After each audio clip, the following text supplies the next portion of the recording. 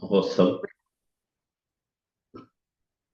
As we see here, we are always having a wonderful session because we are relating the entire Tirupavai to the Srimad Bhagavatam, the Nectarian Puran given by Srila Prabhupada.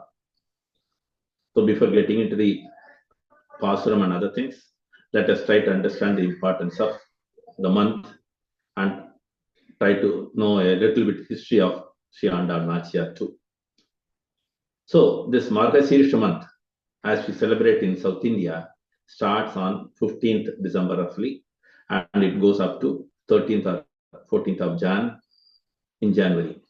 So just before the Makara Sankranti, this Margashirsha month gets over in the South Indian Tamil Nadu. But if you look at the north, it would have been completed. And according to the Srimad Bhagavatam also, Margashirsha month is very, very auspicious, and the Gopis and Kumarikas of Vrindavana, they took this month as very important to observe the Vrata, which is called as Katyayani Vrata. So we as devotees of Krishna, when we observe any Vrata, the focus and the aim of this Vrata is to get Krishna, right? So this way, Gopis have shown the way, and the Kumarikas also. In addition to that, in the Srimad Bhagavad Gita, Krishna is telling in the 10th chapter of the 35th verse, Masanam Margashirsho Aham. Among the months, I am the Margashirsha month. So that means the Lord resides in this month specifically. That's why it is glorified so much. And this month is most auspicious for the Devatas too. So they observe it because this is the Brahma Muhurta for the Devi Devatas. Because the celestial years and the earth planet years always differ. So they celebrate this month because it is a Brahma Muhurta. So in many angles, the Margashirsha month is very, very important, and one has to worship the Supreme Lord Hari.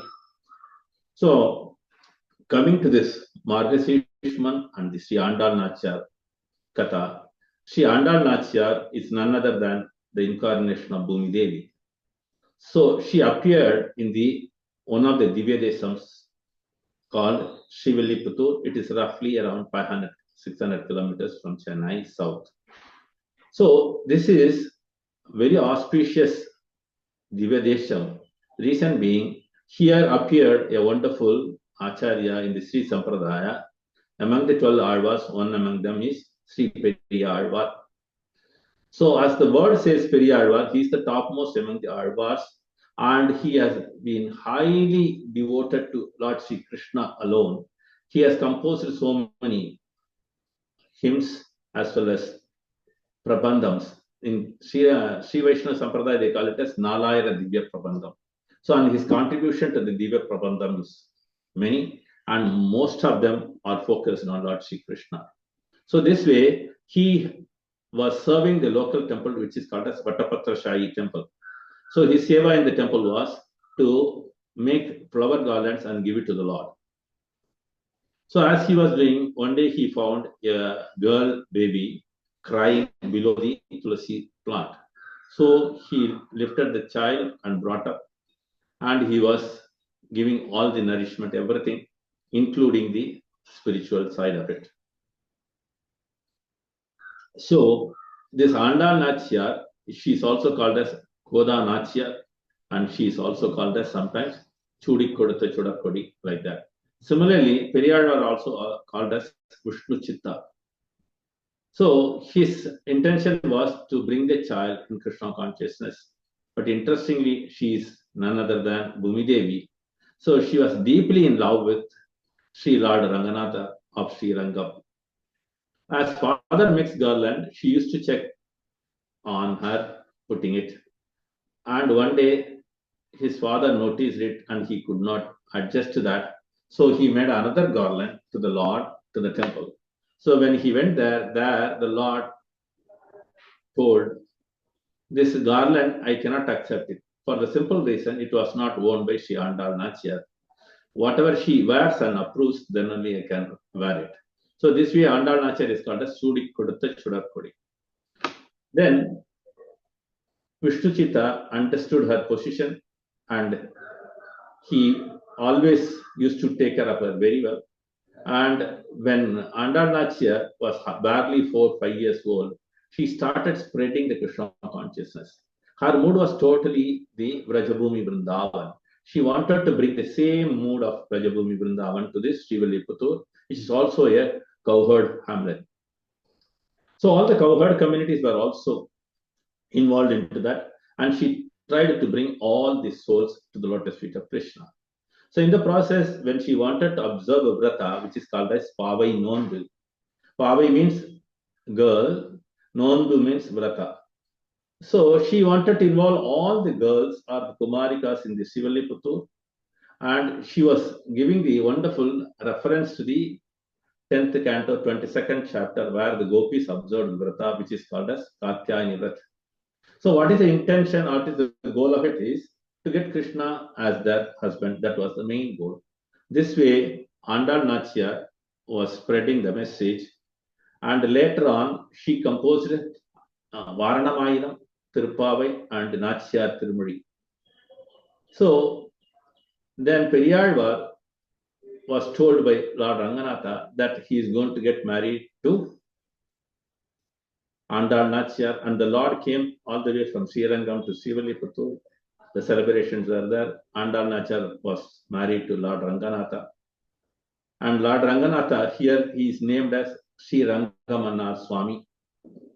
And Sri Andal Nachar also entered the Sanctum Sanctorum with the Lord. And one can have the darshan now as Sri Andal Nachar Sameta, they call it Sameta Sri Rangamanar. Such a wonderful divination. So then coming to the Pasurams, it is always nectarian. It is talking all the essence of Srimad Bhagavatam. Then she is talking about the holy name. She talks about the wonderful form of the Lord. She talks about the transcendental pastimes and the gunas of the Lord. So this way, it's very important. Let's get into the Taniyans, which glorify Andal Nachyar first. Nila Tungastha Nagari Tarisuddha Mudbhotya Krishnam Parardhyam Swam Shriti Sata Siddhamatyapayanti Sochishhtayam Sajani Galitam Ya Bhalakritya Bhunkte Goda Tasyai Nama Idam Idam Bhuya Evastu Bhuyaha Annavayal Puduvai Andal Arangarku Pannu Tirupavai Palpadiyam இன்னிசையால் பாடிக் கொடுத்தாள் நற்பா மாலை பூமாலை சூடிக் கொடுத்தாளை சொல்லு சூடிக் கொடுத்த சுடற்கொடியே தொல்பாவை பாடியருளவல்ல பல்வளையாய் நாடினீர் வேங்கடவர்க்கு என்னை விதியன்ற இம்மாற்றம் நாங்கடவா வண்ணமே நல்கு. So now for today's Pasuram number 2, it will be sung by Bhaktin Aishwarya from Coimbatore. Hare Krishna. Hare Krishna, Prabhuji. Hare.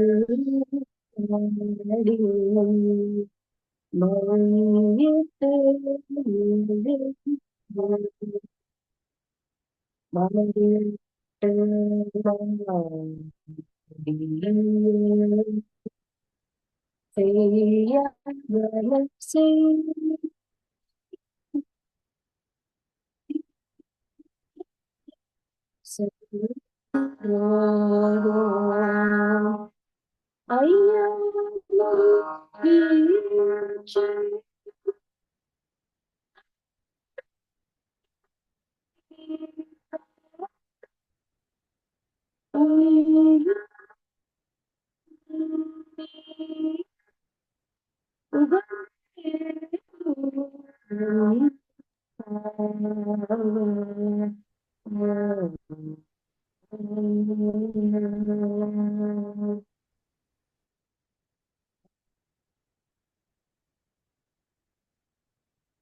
you are on mute, Prabhu.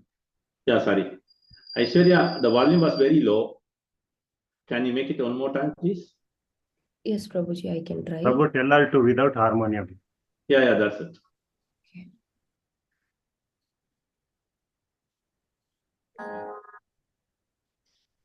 பையத்து வாழ்வீர்கள்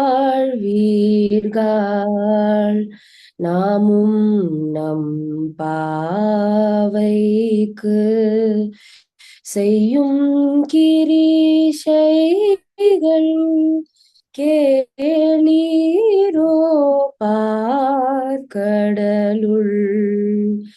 பையா துயின்ற பரமனடி பாடி நெய்யுண்ணோம்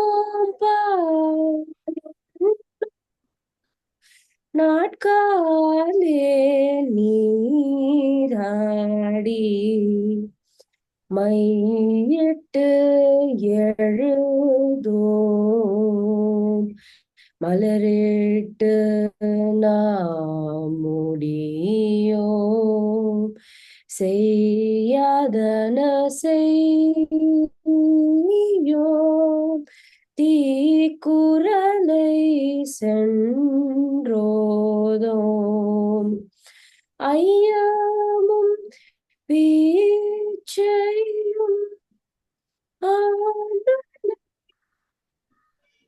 காட்டி உய்யுமாறெண்ணி உகந்தேலோரெம்பாவா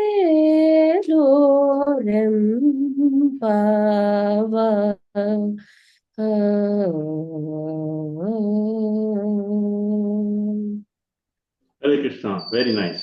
Earlier was very low, now it is perfect. So wonderful. Hare Krishna. Wonderful rendition. Hare Krishna. So, Prabhu, now we are getting into the Pasaram. Yes, Prabhu.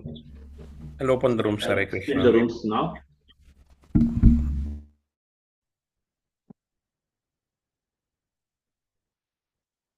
ओम अज्ञानतिमिरान्धस्य ज्ञानाञ्जनशलाकया चक्षुन्मिलितं येन तस्मै श्री గురవే నమః. మీ అందరికీ మళ్ళీ స్వాగతం. ఇవాళ రెండో పాశురాన్ని పారాయణం చేద్దాం. ఈ రెండో పాశురానికి వెళ్లే ముందర నిన్న మనం చదువుకున్న మొదటి పాశురంలోని ముఖ్య అంశాలను తలుచుకొని రెండో పాశురానికి పారాయణం మొదలు పెడదాం. మొదటి పాశురంలో ఉపాసన ఉద్దేశం చెప్పబడింది. ఆండాళ్ళ తల్లి తన సహచరులతో కూడి చేయబోయే పావై నోంబు గురించి చెప్తున్నప్పుడు దాంట్లో ఉద్దేశం ఏంటి, ఎందుకు వాళ్ళు ఈ యొక్క వ్రతాన్ని పాటిస్తున్నారు అని చెప్పడంతో భగవంతుడితో శాశ్వతమైన భాగస్వామ్యం పొందడానికి కొరకు, భగవంతుడితో శాశ్వతమైన సాన్నిహిత్యాన్ని పొందడానికి కొరకు, భగవంతుడి దగ్గర భగవద్ధామంలో ఉండడానికి ఉండేటట్లు అవ్వాలి, మాకు అవకాశం రావాలి అనే ఉద్దేశంతో మొదలుపెట్టారు ఉపాసన. దానికి అర్హత ఏంటి, వాళ్ళకి ఆ భాగస్వామ్యం కొరకు, ఆ సాన్నిధ్యం కొరకు కావాలి అంటే అత్యంత ఉత్కంఠతో కూడిన కోరిక అని పెద్దలు మనకు చెప్తారు.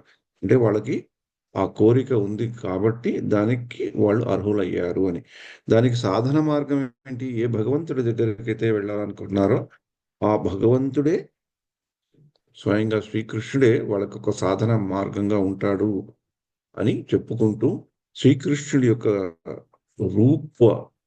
రూప విశేషాలని తలుచుకుంటూ ఆ మాధుర్యంతో మొదలు పెట్టారు పాశురం, మొదటి పాశురం. ఈ పెద్దలు ఏం చెప్తారంటే, ఈ ఉపాసనకి మొదలు పెట్టినప్పుడు వాళ్ళకి పూర్తి అవగాహన ఉంది, ఆత్మవిశ్వాసం కూడా ఉంది. దాంతోనే వాళ్ళు ప్రారంభించారు. అందుకు ముఖ్య కారణం వాళ్ళ యొక్క లక్ష్యం, వాళ్ళు ఏది చేయాలనుకున్నారు, ఏది సాధించాలనుకున్నది చాలా విలువైనది, చాలా పవిత్రమైనది. అందుకని మనకు కూడా మనం కూడా ఏదైనా మంచి పనులు చేయాలి అంటే ఆ మంచి పనులు సఫలీకృతం కావాలంటే పవిత్రత అనేది ముఖ్యం. ప్యూరిటీ ఈజ్ ఫోర్స్ అని శ్రీల ప్రభుపాద వారు కూడా చెప్పడం జరిగింది. వారు ఈ ఉపాసనను పూర్తి చేయగలిగే శక్తిని కలిగి ఉన్నారు. ఎందుకంటే వాళ్ళకి దృఢమైన కోరిక ఉంది. స్వయంగా భగవంతుడే నమ్ముకున్నారు. ముందరికి వెళ్ళాలనుకున్నారు. ఉత్కంఠతో ఉన్న కోరిక. శ్రీకృష్ణుడి ప్రయాణానికి అవసరమైన అన్ని సాధనాలు అందిస్తూ ఉంటాడన్న పూర్తి విశ్వాసం కలిగి ఉంది. దాంతో మొదటి పాశురంలో చెప్పబడిన విశేషాలు అన్నమాట. ఇప్పుడు మనం రెండవ పాశురం గురించి తలుచుకున్నాం. రెండవ పాశురాన్ని చదువుకొని దాని యొక్క మీనింగ్స్ మనం తెలుసుకుందాం.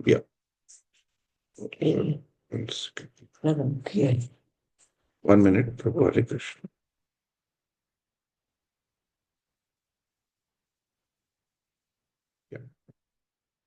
வையத்துவார் வீகாளாமுன்னம்பா வைக்கும் செய்யும் சிறுசைகள் கேளீரோ பார்கள் பையத்துகின்ற பரமடி பாடி நெய்யுண்ணோம் பாலுண்ணோம் நாட்காலே நீராடி மையற்றதோம் மலரிட்டு நாமுடியோம் செய்யாதன செய்யும் தீக்குறளை சென்றோதோம் ஐயமும் பிச்சையும் ஆந்தனையும் கைகாட்டி பொய்யுமாறெண்ணி வந்தேரோరెంబావాయ్.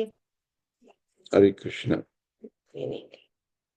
ఇది నిన్న నేను మొదటి పాశురాన్ని నాకు తెలిసినట్లు వివరించినప్పుడు ఒక భక్తురాలు కొన్ని సూచనలు చేశారనమాట. ఈ పాశురం ఒక పాశురం మనం చదువుకున్నాక దాని అర్థం ఉండేటట్లు అలాగే చదవని చెప్పారు.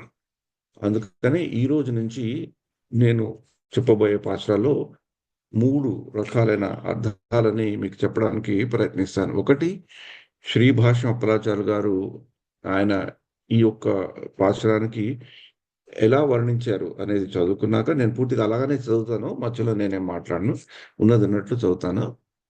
తర్వాత ప్రపత్తి.com అంటే వాళ్ళకు మనకి అంతర్జాతీయ కృష్ణ భావనామృతంలో వేదాబేస్ అని ఎలాగుందో వాళ్ళకి ఈ యొక్క శ్రీ వైష్ణవ విశిష్ట అద్వైతం మీద ఉండే ఎన్నో గ్రంథాలు దాంట్లో ఉంటాయి. దాంట్లో త్రిపాద గ్రంథం మీద కూడా వాళ్ళు ఇంగ్లీష్లో ట్రాన్స్లేట్ చేశారు. దాన్ని నేను మళ్ళీ తెలుగులో తర్జుమా చేయడం జరిగింది. అది చదువుతాను.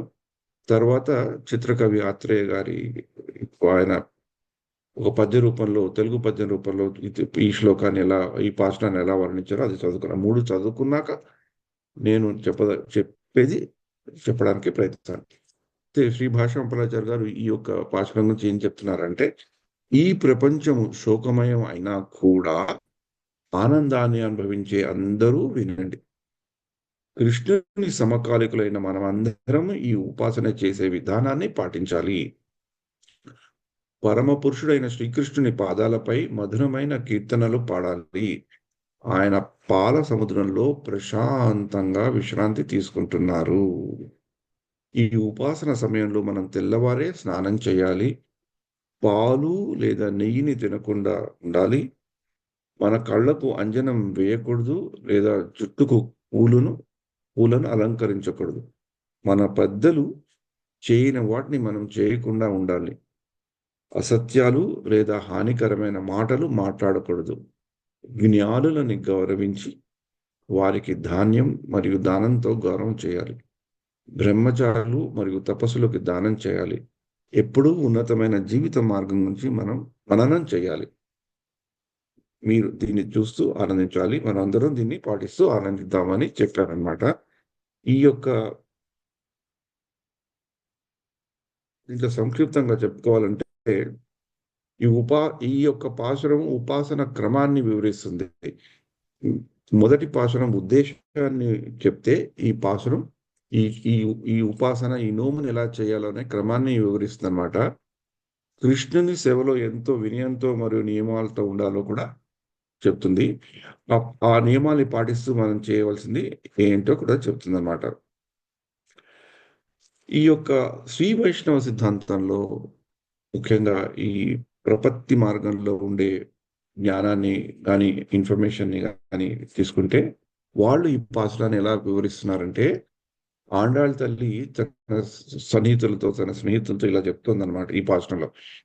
ప్రియమైన స్నేహితులారా, మంచి జీవితం గడపాలని నిర్ణయించబడిన మీరు కృష్ణుని మీద సంపూర్ణ విశ్వాసం కలిగిన మనమందరం ఆయనని చేరుకోవడానికి మన ప్రణాళికను పునఃస్మరించుకుందాము. ఆయన పాల సముద్రంపై విశ్రాంతి తీసుకుంటున్నప్పుడు ఆయన మహిమను పాడుకుందాం. గొప్పగా కాని మృదువైన శేషశయనంపై ఆయన విశ్రమిస్తున్నారు. మన ప్రార్థన వినాలని ఆశించి వేచి ఉంటూ ఆయన మమ్మల్ని ఆత్మీయంగా కరుణించగలరు. నియమాల్లో ఉన్నప్పుడు పాలు, నెయ్యి, కాటుగా లేదా పూలు అలంకారం వద్దు. ఎవరినైనా దూషించటము, అదేంటి దాన్ని ఏమంటారంటే ప్రజల్ప చేయటము, దుష్ప్రచారం చేయటము వద్దు. మంచి నీటితో తెల్లవారుజామున స్నానం చేయటం మరియు దానం చేయటం మన మార్గం. మన తోటి ప్రజలకు సేవ చేయడం మనం గర్వంగా భావించాలి. మన ఆత్మ యొక్క ఉన్నతమైన లక్ష్యాన్ని ఆలోచిద్దాం. శాశ్వత సేవ మరియు ఆనందం కోసం కృష్ణుని చేరడమే మన లక్ష్యం కావాలి. అంటే ఇప్పుడు భాషాప్లాచార్య గారు చెప్పింది, ఈ దీంట్లో కూడా చెప్పిన దాంట్లో ముఖ్య ఉద్దేశం ఒకటైనా ఆ యొక్క పాశ్రాన్ని వాళ్ళు ఎలా ఆస్వాదించారు అనేది మనకి ఇక్కడ తెలుస్తుంది. ఈ పాశురంలో ప్రభు అంటే భగవంతుడి యొక్క వ్యూహ రూపాన్ని అనిరుద్ధుడుగా పాల సముద్రంపై ఆదిశేషుడు, పాల సముద్రంలో ఆదిశేషుడిపై తేలుతూ ఉన్నట్లు మనకి వివరింపబడింది అనమాట. ఆ యొక్క సన్నివేశం మనకి దర్శింపజేశారు ఆండాళ్ తల్లి. ఆండాళ్ లేదా గోద ఇక్కడ ఆచార్యురాలి పాత్రలో మనకి కనబడుతుంది.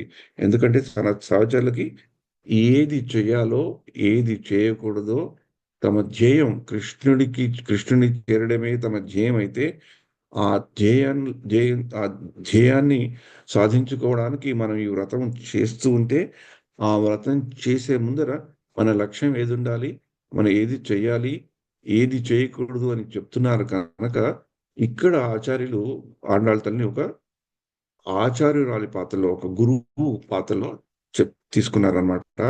ఆ యొక్క స్థానాన్ని తీసుకొని ఆండాళ్ తల్లి అందరికీ చెప్పడం జరుగుతుంది.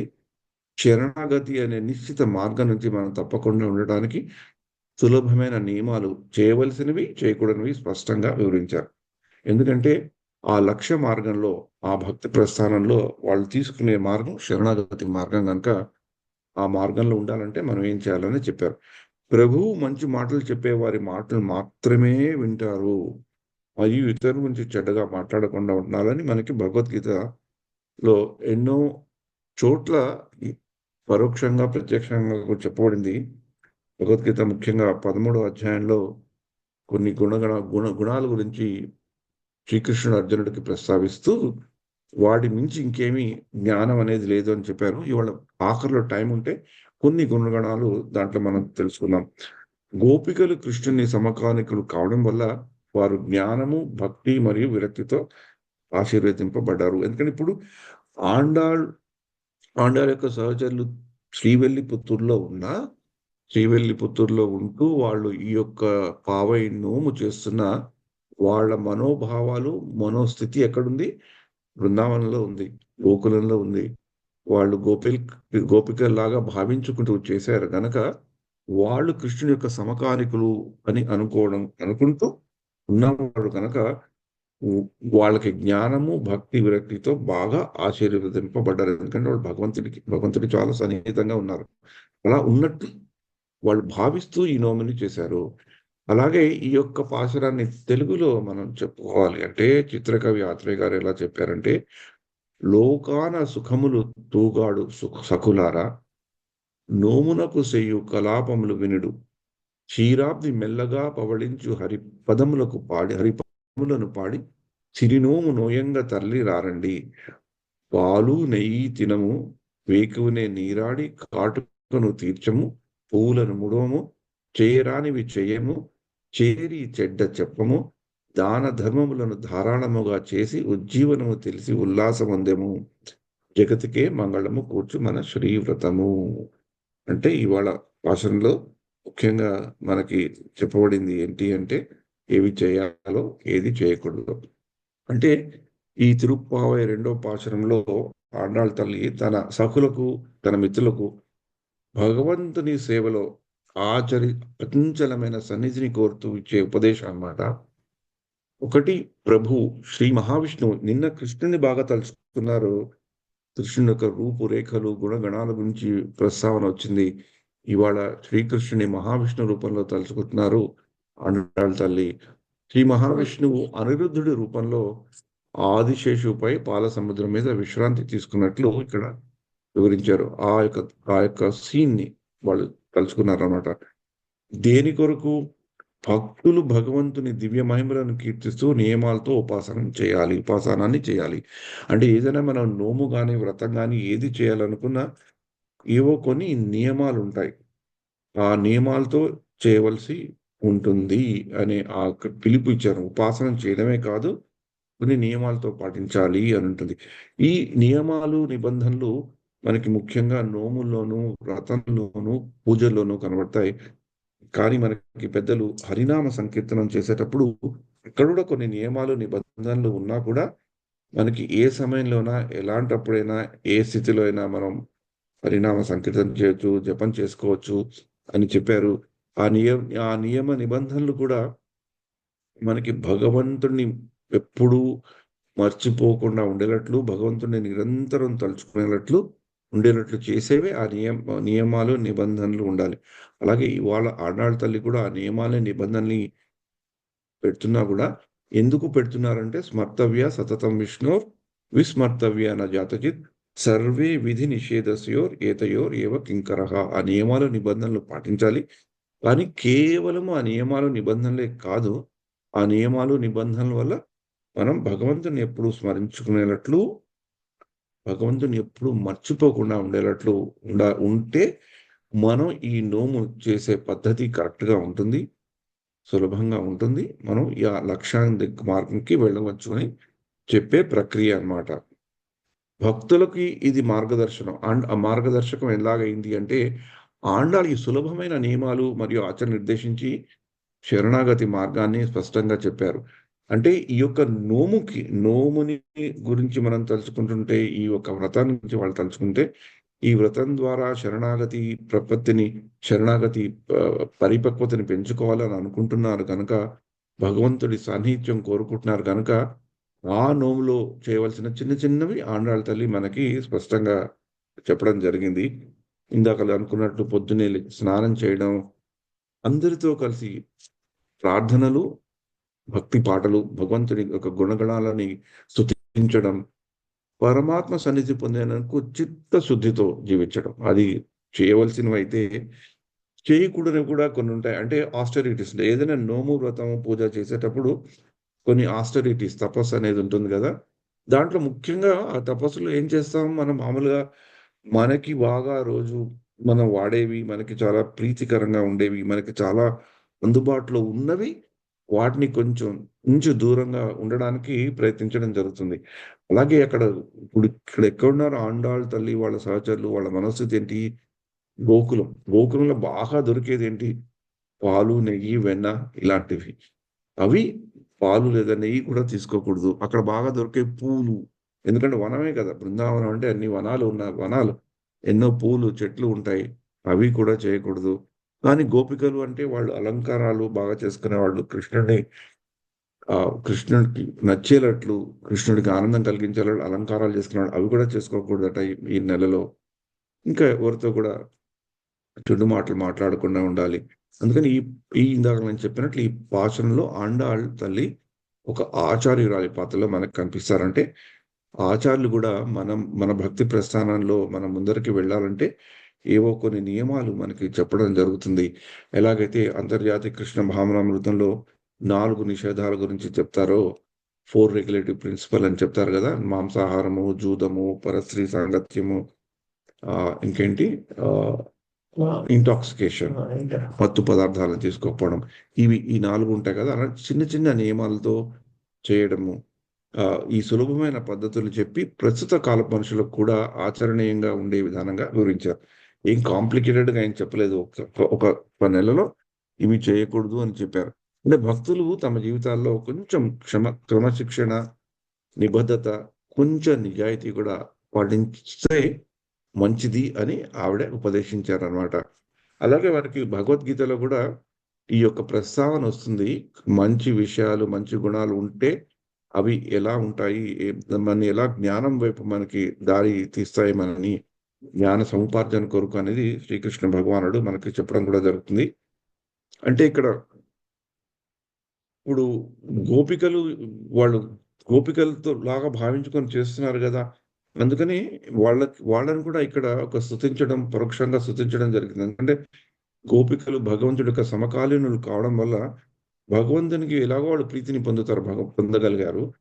శుద్ధ భక్తి, జ్ఞానం మరియు విరక్తితో జీవించి ఇతర భక్తులకు మార్గదర్శకులు అయ్యారు. అంటే ఇప్పుడు ఆండాళ్ళ తల్లి గోపికలని ఊహించుకుంటూ చేస్తున్నారు కనుక వాళ్ళు ఇంకొకళ్ళకి ప్రేరణ కలిగిస్తారనమాట.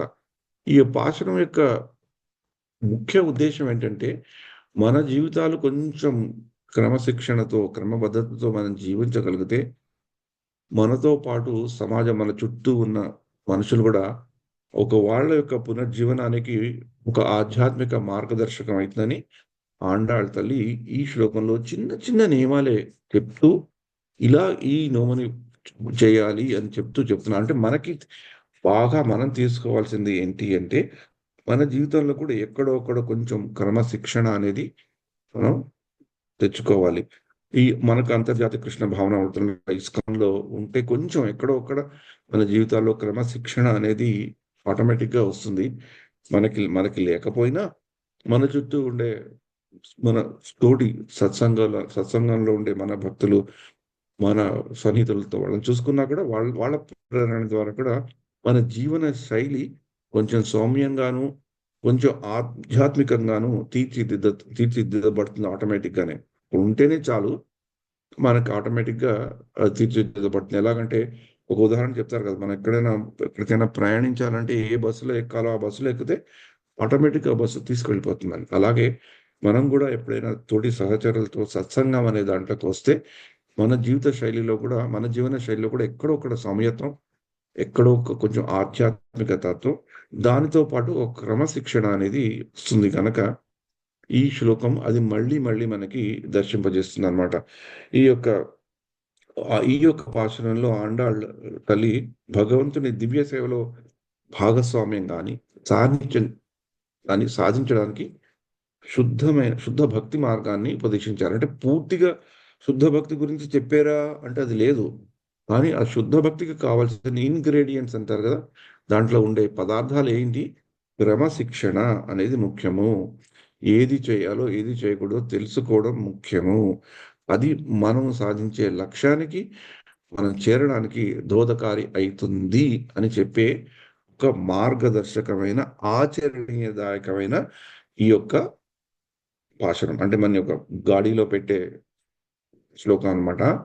మనకి ఈ శ్రీమద్ భాగవతంలో కూడా share the screen now.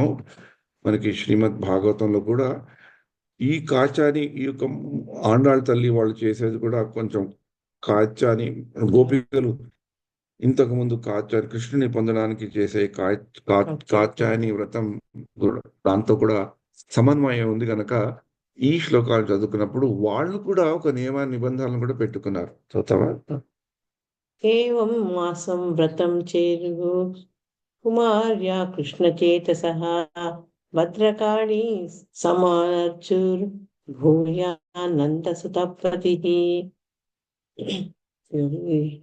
Shloka number ఏంటి? 22. చాప్టర్ యా, ఏంటమ్మా చదువు. చాప్టర్ అర్థమైంది. 10:22 అమ్మా. 10:22:5. ఓకే. ఈ పూర్తి ఒక్క నిమిషం. ఈ పూర్తి మాసంలో మేము ఆ భద్రకాళిని చేసుకుంటూ కృష్ణుని మీద మనస్సు ఆ విధంగా గోపకన్యలు కృష్ణగత చిత్తముతో నందతనయుడే మాకు భర్తయగుగాక అని అనవతరం ధ్యానించు ఒక మాసం 1 మాసం వరకు వ్రతాచరణము కావించి భద్రకాళిని యథావిధిగా అర్చించిరి. Actually, I'm not able to go to the next shloka. Next చదవరా? నెక్స్ట్ శ్లోకం ఒక్క నిమిషం. 10:22:5. ఎందుకంటే అతను చెప్పిన వేరు మీరు చెప్పిన వేరు. 6వ దాంట్లో కుశస్థుతాయ గోత్రైః స్వైరన్యోన్యాబద్ధ బాహవః కృష్ణ ఉచ్ఛేద్య కుర్యాంతః కాళింద్యాం స్నాతుమన్వహం. ప్రతిరోజు వారు ప్రాతకాలముననే నిద్ర మేలుకొనుచుండిరి. ఒకరినొకరు తమ పేర్లను పిలుచుకొనుచు పరస్పరము చేతులు పట్టుకొని కాళిందియందు స్నానమాడ విడనున్నప్పుడు వారు బిగ్గరగా కృష్ణ యశోగానం చేయుచుండిరి. అలాగే మనకి ఈ శ్లోకంలో ఆండాళ్ తల్లి కొన్ని నియమాలని చెప్పారు. ఆ నియమాలు ముఖ్యంగా ఈ వ్రత ఆచరణ కొరకులో వ్రతం ఆచరిస్తున్నప్పుడు ఏం చేయాలో చెప్పడం జరిగింది. మనకి నెక్టర్ ఆఫ్ ఇన్స్ట్రక్షన్ శిక్షామృత అనే పుస్తకంలో చక్కగా ఆ నోము వ్రతమే కాకుండా పూర్తి జీవితాంతం మనం ఆధ్యాత్మిక పరంగా జీవించాలంటే ఏం చేయాలో అనేవి చక్కటి శ్లోకాల్లో మనకి చెప్పబడింది. అంటే మళ్ళీ నేను చెప్తున్నాను, ఆండాళ్ తల్లి ఆ నోము చేసేటప్పుడు ఏం చేయాలో చెప్పడం జరిగితే మనకి శిక్షామృతంలో పూర్తి జీవితాల్లో ఏం చేయాలని చెప్పారు. మనం ఆ శ్లోకాలను కూడా ఇవాళ తలుచుకుందాం, ఎందుకంటే దీనికి అవినాభావ సంబంధం ఉంది. ఎందుకు ఇవాళ శ్లోకంలో ముఖ్య ఉద్దేశం ఏంటి? రూల్స్ అండ్ రెగ్యులేషన్, చేయాల్సినవి చేయకూడదనివి చెప్పారు. అది మీకు కనబడుతుంది అనుకుంటాను. అత్యాహార ప్రయాసస్య ప్రజల్పో నియమాగ్రహ జనసంఘస్య లౌల్యంచ షడ్భిత్ వినశ్యతి. అంటే అతి ఆహారం తీసుకోకపోవడం, అంటే అవసరమైనవి కాకుండా కూడా ఎక్కువ తినడం లేదా అనవసర వస్తువులని సంపాదించడం, ప్రయాసం, భగవత్ సేవకు అనుకూలం కాని పనుల కోసం అధిక శ్రమ పడడం, ప్రజల్ప ఇందాక ఆండాళ్ తల్లి కూడా చెప్పారు కదా, వృద్ధ మాటలు అంటే ఉట్టుట్టి మాటలు మాట్లాడడం, అనవసరంగా ఇతరులతో చర్చించడం, నియమాగ్రహం. ఇది చాలా ఇంపార్టెంట్ పాయింట్. ఈ పాఠశాలకు వస్తే నియమాలు అనవసరంగా పాటించడం అంటే పెర్ఫెక్ట్లీ ఎగ్జిక్యూటింగ్ అని ఇంగ్లీష్లో చెప్తారు. అంటే విధానాలు మాత్రమే చేసి అసలు ఆధ్యాత్మిక ఉద్దేశాన్ని విస్మరించడం. అది ఇందాక మనం కూడా చెప్పుకున్నాం కదా, స్మర్తవ్య సతతం విష్ణు విస్మర్తవ్య నా జాతి. భగవంతుడిని ఎప్పుడు పెట్టుకునేటట్లు, భగవంతుని ఎప్పుడు మర్చిపోకుండా ఉండేటట్లు, అది లక్ష్యం. భగవత్ సాన్నిహిత్యం లక్ష్యం, భగవంతుడి దగ్గరికి వెళ్ళడం లక్ష్యం. ఆ లక్ష్యాలని గుర్తుపెట్టుకుంటూ పాటించేవి ఈ విధి విధానాలు. అంటే ఈ విధి విధానాల వల్ల ఆ లక్ష్యం ఎలా సంపూర్ణమవుతుంది అని గుర్తు చేసుకొని పాటించవలసినవే. కానీ కేవలము ఇది విధి విధానాలనే పాటించి అసలైనది మర్చిపోతే మనకి వచ్చేది కేవలం శూన్యమే. ఇది ఎందుకు మనం మళ్ళీ మళ్ళీ మళ్ళీ మళ్ళీ గుర్తు పెట్టుకోవాలనుకుంటే, మనం చేసే నియమాలు నిబంధనలు మనం పాటించేవి కూడా ఇలానే ఉంటాయి. అసలైన ఉద్దేశాన్ని మర్చిపోయి మనం వాటిని పాటిస్తూ అవి మనలో ఎంతలో జీర్ణించకపోతాయంటే అది మనం పాటిస్తున్నాం గనక మనకి రావాల్సింది వచ్చేస్తుంది అని మన ముఖ్య లక్ష్యాన్ని మర్చిపోయి, ముఖ్య ఉద్దేశాన్ని మర్చిపోయి ఈ నియమాలు నేను ఏదో పాటిస్తున్నాను, నేను చాలా గొప్పవాడిని, గొప్ప భక్తుని అయిపోయాను అనుకుంటూ ఉంటాము. మీరు అనుకోకుండా నేను మటుకు అనుకుంటుంటాను అప్పుడప్పుడు. అందుకని మళ్ళీ మళ్ళీ మళ్ళీ మనం ఇది పునఃస్మరణ చేసుకోవాలి. నియమాగ్రహం కేవలము నియమాల్ని పాటించాలి అని పాటించడం కాదు. అంటే కేవలము భక్తుడుగా నేను బయటకు చూపెట్టగలుగుతున్నాను, అందరూ నన్ను భక్తుడుగా గుర్తిస్తున్నారు అని సంతోషపడిపోవడం చాలా ఉట్టి మాట. ఎందుకంటే భగవంతుడు మనలోనే ఉన్నాడు, మనం ఎవరో భగవంతుడికి పూర్తిగా తెలుసు. ఎందుకంటే అన్నమాచార్య కీర్తనలో కూడా ఒకటి ఉంది కదా, అమ్మేది ఒకటి లోపల ఉండేది ఒకటి, అంటే బయట నేను చూపెట్టేది ఒకటి కానీ నా సంచిలో ఉండేది ఒకటి. బయట చూపెట్టిన దానికి కొనుక్కోవడానికి ఎవరైనా వస్తే నేను నాకు సంచిలో ఉన్న తీసి ఫుల్ తీసి ఇస్తానని. అన్నమయ్య అంటే ఆలోచన అంటే మనలాంటి వాళ్ళ గురించి ఆలోచిస్తూ పాడిన చాలా మంచి కీర్తన. నేను చెప్పేది ఒకటి చేసేది ఒకటి, పెద్ద హిపోక్రెట్ని నేను ఎలా సేవకుడిని అవుతాను, నాకు ఏమి తినకూడదు, ఏమి అంటే ప్రసాదం తప్పించి ఏమి తినకూడదు, అత్యాహారం చేయకూడదు అంటాను కానీ మళ్ళీ నా నాలుక అన్ని రుచులకి దాసం అయిపోతుంది, కాంతులకి దాసం అయిపోతుంది, కాసులకి దాసం అయిపోతుంది. నేను ఎలాంటి వాడిని అని అంటే బయటకి మటుకు ఒక మంచి భక్తుడిలాగా, భక్తి చేస్తున్న వ్యక్తిలాగా నేను ఆనందపడిపోతున్నాను. ఇంకోళ్ళు కూడా ఏదో నేను పెద్ద భక్తుడిని అనుకుంటున్నాం. అంటే కేవలం బయటగా సేవ చేస్తూ అంతర్గతంగా మనలో ఒక పవిత్రత అనేది లేకపోతే మనం చేసేది ఎప్పుడో అప్పుడు భగవంతుడు బయట పెడతాడు అనే నమ్మకం మనకి ఉండాలి. ఆ నమ్మకమే ఒక భయంలాగా కూడా ఉంటే ఈ నియమాగ్రహాన్ని మనం కరెక్ట్‌గా అర్థం చేసుకొని పాటించగలుగుతాం. చాలా ఇంపార్టెంట్. అంటే ఎవరినైనా మోసం చేయొచ్చు, ఎంతమందినైనా మోసం చేయొచ్చు కానీ భగవంతుడిని మోసం చేసే మోస శక్తి మనలో లేదు అని మనం ఎప్పుడైతే గ్రహించుకుంటామో అప్పుడు మనం ఈ నియమాగ్రహాల్ని కరెక్ట్‌గా పాటించగలుగుతాం. ఏ ఉద్దేశ్యంతో పాటించాలో జనసంఘం అంటే భక్తులతో కలిసి ఉంటే ఎలాగైతే ఆండాళ్ళ తల్లి అందరితో కలిసి ఈ నోముని చేయాలి అని అందరితో కలిసి నోముని చేస్తూ వాళ్ళకి ఏ నియమాలు పాటించాలని చెప్తోందో, ఎప్పుడైతే మనం భక్తుల సాంగత్యంలో ఉంటామో ఇలాంటి విషయాలు మాట్లాడుకుంటాం కనుక ఎక్కడో అక్కడ ఎప్పుడో అప్పుడు మన గుండెలో ఎక్కడో అక్కడ తగిలేది తగులుతుంది.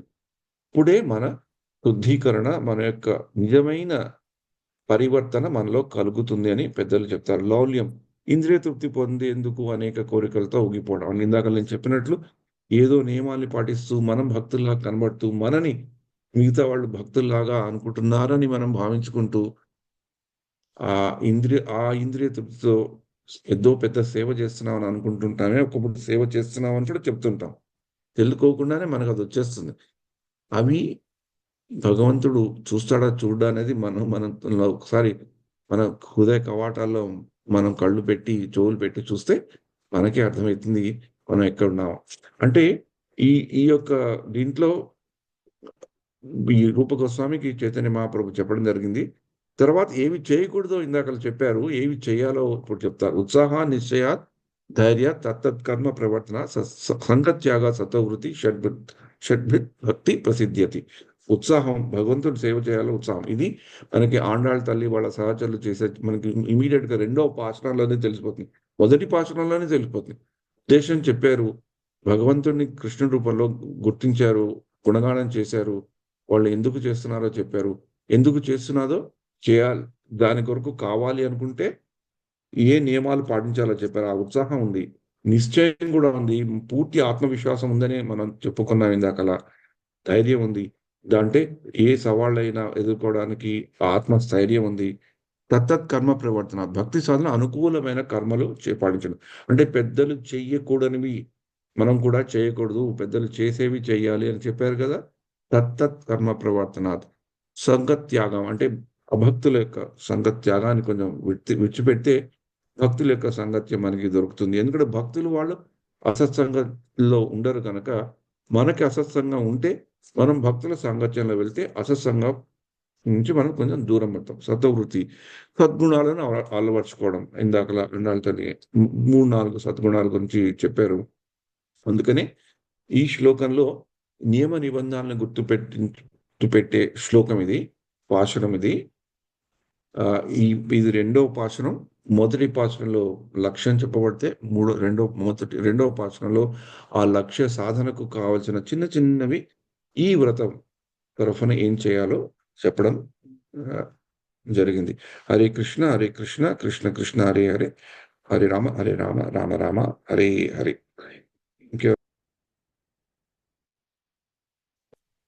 ஓகே. வையத்து வாழ்வீர்கள் நாமும் நம்பாவைக்கு செய்யும் கிரிசைகள் கேளீரோ, பார்க்கடல் பயிர்த்த என்ற பரமழி பாடி நெய்யுண்ணோம் பாலுண்ணோம் நாட்காலே நீராடி மையெட்டெழுதோம் மலரிட்டு நாம் முடியோம் செய்யாதன செய்யோம் தீக்குறளை சென்றோதோம் ஐயமும் பிச்சையும் ஆந்தனையும் கை காட்டி உயுமாறென்யுகந்தேலோரெம்பாவாய். Yeah, we'll read the meaning also, so that we can be 1 second. Okay.